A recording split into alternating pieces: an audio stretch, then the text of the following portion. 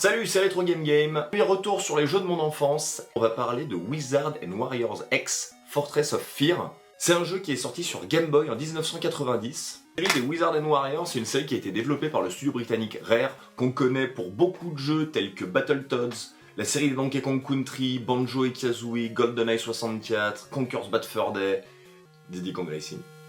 Et ça a été édité par Acclaim, qu'on connaît notamment pour Mortal Kombat.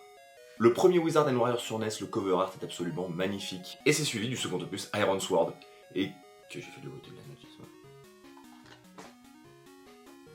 Et enfin Wizards & Warriors 3, Kuro's Visions of Power. Chronologiquement, assez bizarrement, sort entre l'épisode 2 et l'épisode 3, Wizards & Warriors 10. Où sont passés les autres Après, le nom claque, hein. Wizards & Warriors 10, Fortress of Fear. En fait, je crois qu'à l'époque, c'était cool de mettre un 10 à la fin des jeux. On a pas mal d'exemples. Mega Man X, Castlevania, Dracula X. Au Japon, ils ont même mis 2X. Castlevania, Akumajo, X.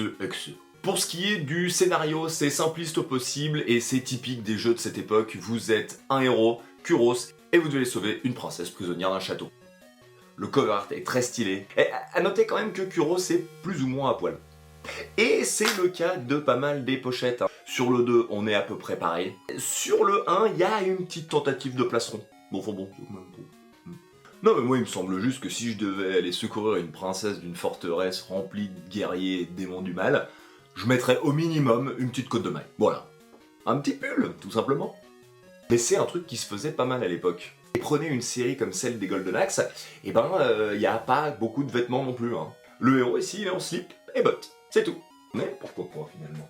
Pour ce qui est du gameplay, on est sur un platformer très classique de l'époque. On a le bestiaire le plus convenu et le plus banal des jeux de cette époque. Il y a des chauves-souris, des araignées géantes, des serpents, des squelettes, et puis quelques chevaliers quand même à droite à gauche parce qu'on est dans un château.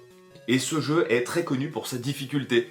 Pourquoi ? Parce qu'il y a des phases de plateforme où vous sautez, vous savez pas trop où vous allez, et généralement on rate. Globalement, la difficulté, c'est le fait qu'il n'y ait pas de continu, pas de système de password, pas de sauvegarde. Donc à chaque fois qu'on meurt, on recommence du début. Voilà. Et on meurt beaucoup. Les graphismes sont plutôt très bons pour un jeu Game Boy de l'époque. Et l'autre gros point fort de ce jeu, c'est sa musique qui a été composée par David Wise, qu'on retrouvera plus tard aux manettes d'un chef-d'œuvre du jeu vidéo, Donkey Kong Country. Regardez-moi cette boîte magnifique et regardez-moi cette étiquette. T'en souviens de Mammouth ? Mammouth écrase les prix. Ben ouais, mais les mecs ils savaient contrepéter à l'époque, ils hésitaient pas. Ben ouais, mais ça c'était du marketing.